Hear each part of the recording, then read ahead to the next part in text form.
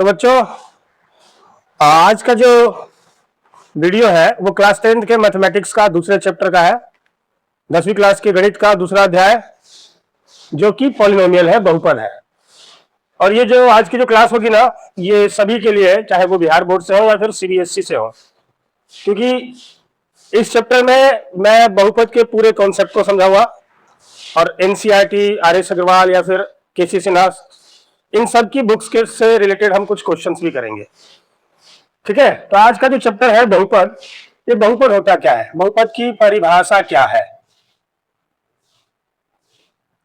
बहुपद होता है एक ऐसा बीजीय व्यंजक, यानी कि अलजेब्रिक एक्सप्रेशन।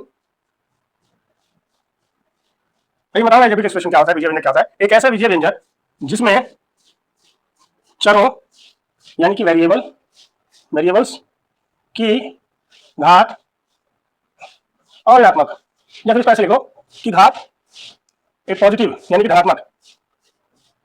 धनात्मक संख्या होती है। इसको हम ऐसे भी लिख सकते हैं, जो धनात्मक संख्या होती है इसको हम लिख सकते हैं कि केवल पूर्ण संख्या होती है। ठीक है, अब समझिए एक ऐसा बीजीय व्यंजक क्या होता है। बीजीय व्यंजक क्या होता है, चर और अचर को मिलाकर बनाया जाता है, जैसे कि x, y, z, a, b, c। और अचर 1, 2, 5, √3, 7, 9 कुछ भी। तो चर और अचर के समूहों को, चर और अचर को एक साथ जब रखा जाता है प्लस माइनस गुना या भाग के चिन्हों के साथ, तो उसको हम कहते हैं बीजीय व्यंजक। जैसे ये एक बीजीय व्यंजक है, देखिए चर और अचर को रखा गया है साथ में। ठीक है, सो बीजीय व्यंजक ही हो गया। अब है बीजीय व्यंजक की जिसमें चरों की घात, मैं यहां पे लिख देता हूं एक बीजीय व्यंजक। ठीक है, इसमें चर क्या है, ये है चर वेरिएबल, और उसकी घात क्या होनी चाहिए, घात मतलब पावर, ये पावर जिसको एक्सपोनेंट कहते हैं, वो पॉजिटिव संख्या होनी चाहिए, पूर्ण संख्या होनी चाहिए। यहां पे देखें तो इस x की घात क्या है 2, और इस x की घात क्या है 1, और क्या है ये पूर्ण संख्या। पूर्ण संख्या मतलब 0 प्लस प्राकृतिक संख्या, मतलब प्राकृतिक संख्याओं के समूह में, प्राकृतिक संख्या क्या होती है 1, 2, 3, 4, 5, 6 ऐसे, अगर उसमें हम 0 को भी शामिल कर दें तो वो प्राकृतिक संख्याओं का समूह क्या बन जाता है, पूर्ण संख्या। यानी कि एक ऐसा बीजीय व्यंजक जिसमें चरों की घात क्या होनी चाहिए, पूर्ण संख्या में होनी चाहिए। कुल मिला के बात यह है। अब अगला टॉपिक है बहुपदों का वर्गीकरण। मतलब बहुपदों को बांटा गया है, वर्गीकृत किया गया है, क्लासिफाई किया गया है, किस आधार पर। पहला आधार और दूसरा। बहुपदों को दो हिस्सों में बांटा गया है, दो प्रकार से बांटा गया है। पहला पदों के आधार पर, पद के आधार पर, यानी on the basis of terms, और दूसरा क्या है, घात के आधार पर, यानी on the basis of exponents. ये दो तरीके से ये बहुपदों का वर्गीकरण किया गया है। अब पदों के आधार पर क्या है, मैं एक बहुपद लिखता हूं 5x square plus 7x plus 9। ध्यान से देखिए, तो इसमें कितने पद हैं, एक ये और एक ये और एक ये, 3 पद हैं।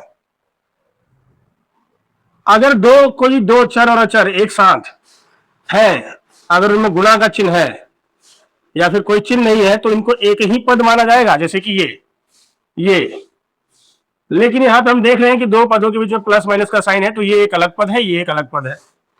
यानी पदों के आधार पर, यानी जिनमें पहला एक पदी बहुपद, एक पदी बहुपद यानी एक पद वाले बहुपद, जिसको हम मोनोनोमियल कहते हैं। मोनोनोमियल, मोनो मतलब एक, जैसे उदाहरण के लिए ये 5x, इसमें केवल एक ही पद है, या फिर ये 7, यानी जिसमें सिर्फ या केवल और केवल एक ही पद हो, उस तरह के बहुपद को हम एक पदी बहुपद या फिर मोनोनोमियल कहते हैं। दूसरा है द्विपदी बहुपद, यानी बाइनोमियल, बाइनोमियल, ठीक। यानी एक ऐसा बहुपद जिसमें केवल और केवल दो पद हो। जैसे उदाहरण के लिए समझिए 5x प्लस 7, देखिए इसमें दो पद हो गए, 9x स्क्वायर प्लस 9 दो पद हो गए, 7x प्लस 4 दो पद हो गए। और वैसे ही तीसरा है त्रिपदी बहुपद, यानी ट्राइनोमियल, यानी जिसमें तीन पद हो। अब तो क्लियर हो चुका होगा, जिसमें तीन पद हो वो ट्राइनोमियल या फिर त्रिपदी बहुपद। और वैसे ही घात के आधार पर भी बांटा गया है, जिसमें पहला है रैखिक बहुपद, जिसको कहते हैं लीनियर पॉलिनोमियल, है ना। अब इसका मतलब क्या है, एक ऐसा बहुपद जिससे हमें पदों से कुछ लेना देना है, चाहे कितने भी पद हो, उसकी जो घात है, उसका जो एक्सपोनेंट है, उसकी जो पावर है, वो एक होनी चाहिए, जैसे कि ये। मतलब एक ऐसा बहुपद जिसमें चर की घात, यानी एक्स वाई जेड एबीसीडी जो भी चर है, उसकी घात एक होनी चाहिए। तो इस तरह के बहुपद को हम रैखिक बहुपद कहेंगे। दूसरा है द्विघात बहुपद, जिसको क्वाड्रेटिक पॉलिनोमियल कहते हैं। क्वाड्रेटिक पॉलिनोमियल यानी एक ऐसा बहुपद जिसके चर की घात दो हो, वो द्विघाती बहुपद, द्विघात बहुपद, क्वाड्रेटिक पॉलिनोमियल। तीसरा है त्रिघाती बहुपद, यानी कि क्यूबिक पॉलिनोमियल, ठीक है। यानी एक ऐसा बहुपद जिसकी घात 3 हो, एक ऐसा बहुपद जिसमें जो चर है उसकी अधिकतम घात 3 हो। जैसे कि यहाँ पे देखो ये भी चर है, इसकी घात 1 है और उसकी घात 3 है, तो हमें क्या देखना है, अधिकतम घात। तो एक ऐसा बहुपद जिसके चरों की अधिकतम घात 3 हो, उसे हम त्रिघाती बहुपद कहते हैं। ऐसे ही चौथा है चतुर्घाती, यानी कि biquadratic, biquadratic polynomial, चतुर्घाती, ठीक है। यानी एक ऐसा बहुपद, एक ऐसा पॉलिनोमियल जिसमें उसके चरों की घात, चर की जो एक्सपोनेंट हो, वो मैक्सिमम कितनी हो, 4 हो। तो इस तरह के हम पॉलिनोमियल या बहुपद को चतुर्घाती बहुपद कहते हैं, ठीक है। अब नेक्स्ट देखें,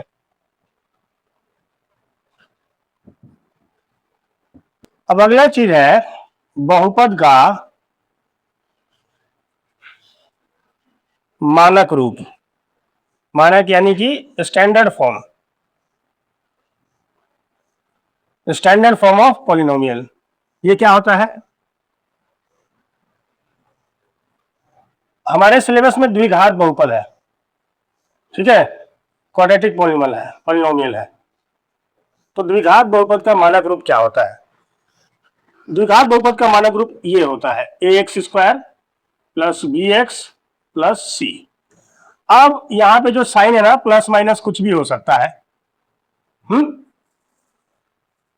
ये है द्विघात बहुपद का एक मानक रूप, स्टैंडर्ड फॉर्म।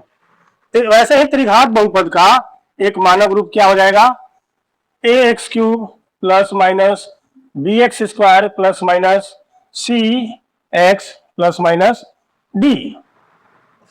अब ध्यान देने वाली बात है कि यहां जो a है और b है, ये c है, ये तीनों क्या है, a b और c, ये अचर है, कांस्टेंट है। मतलब कि ये संख्याएं हैं, 1 2 3 4 5 जो भी है। और ये जो है x, एक्स एक्स एक्स, ये सब क्या है, एक्स की जगह वाई जेड कुछ भी हो सकता है, वो बहुपद के हिसाब से जैसा भी दिया होगा। ये क्या है, एक्स एक्स एक्स क्या है, चर है, यानी कि वेरिएबल है, इनकी वैल्यू वेरी कर सकती है। ठीक है, तो ये द्विघात बहुपद का एक मानक रूप है जिसमें एक्स स्क्वायर का गुणांक या कोफिशिएंट क्या है, ए, एक्स का कोफिशिएंट एक्स का गुणांक क्या है, बी, और ये सी। अगला टॉपिक है बहुपद की घात, यानी डिग्री ऑफ पॉलिनोमियल। ये क्या होता है, कोई भी पॉलिनोमियल, कोई भी बहुपद है, जैसे ये एक बहुपद है, ये एक बहुपद है,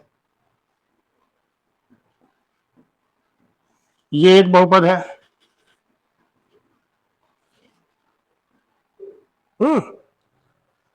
तो अगर इसमें चर है, जैसे इसमें y है, इसमें t है, इसमें x है, इसकी अधिकतम घात क्या है, इसमें हम देख रहे हैं, जैसे मैं इसकी घात चेंज कर देता हूं, ठीक, तो और क्लियर हो जाएगा।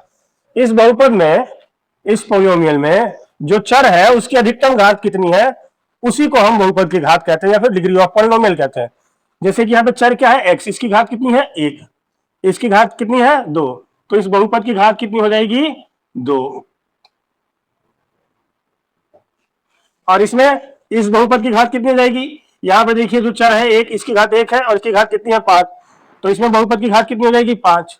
वैसे इसमें देखिए इस बहुपद में जो चर है y, इसकी घात 3 है, इसकी घात 4 है, तो इसमें बहुपद की घात कितनी हो जाएगी, 4।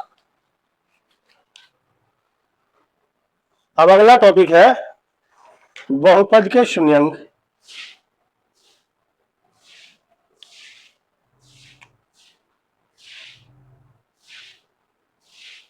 बहुपद के शून्यंक या फिर जीरो ऑफ पॉलिनोमियल। मान लेता हूं कि एक बहुपद है, t मतलब पॉलिनोमियल, और ये x मतलब उस बहुपद में जो चर है x है, ये कोई बहुपद है।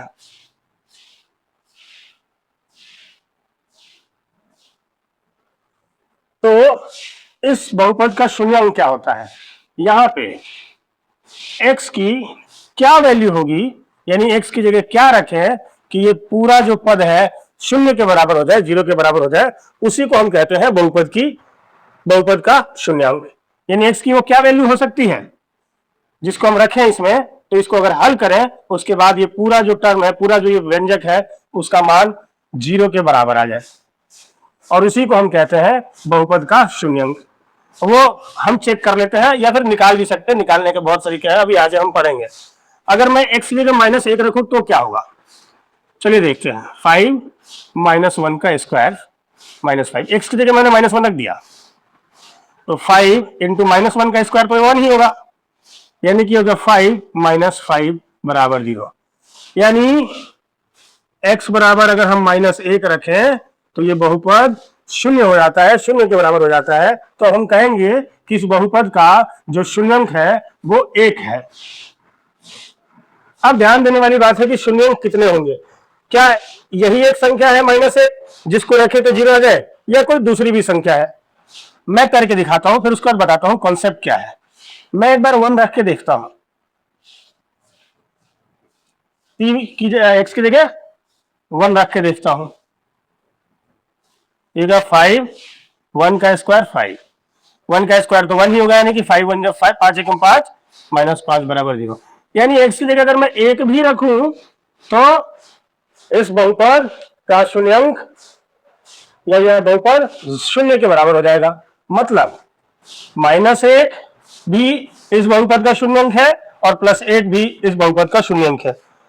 अब जानने वाली बात है कि इस बहुपद के शून्यंक कितने होंगे, यानी वो ऐसी कितनी संख्याएं हैं जिसको एक की जगह रखें तो ये पूरा बहुपद शून्य के बराबर हो जाए। वो निर्भर करता है बहुपद की घात पर, इस पर बहुपद की घात डिग्री ऑफ पॉलिनोमियल पर। जिस बहुपद की जितनी घात होगी उसके उतने ही शून्यंक होंगे। जैसे इसकी घात कितनी थी, 2, तो इसके 2 शून्यंक आ गए, x बराबर -1 और 1। यानी x का 2 मान क्या है, जो इस बहुपद में रखें तो शून्य आ जाए, तो वो 2 मान है -8 या 8। यानी जिस भी बहुपद की जितनी घात होगी उतना ही उसका शून्यांक होगा। एग्जाम्पल के लिए जैसे यहाँ पे इस बहुपद की घात 3 है, यहां पे देखिए अगर इसकी घात 3 है तो इसके 3 शून्यांक आएंगे। अगर यही इसकी घात 4 होती तो इस बहुपद के कितने शून्यांक आते, 4 आते। यानी कि 4 ऐसी संख्याएं होती अलग अलग प्रकार की जिसको यहाँ पे रखते हैं इसलिए, तो इस पूरे व्यंजक का मान 0 के बराबर हो जाता। क्लियर।